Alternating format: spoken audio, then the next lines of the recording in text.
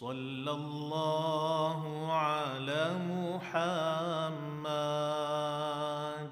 Sallallahu alaihi wasallam. Sallallahu ala Muhammad. Sallallahu alaihi wasallam. Ya Habibi ya Muhammad, ya arusal khafiqaini,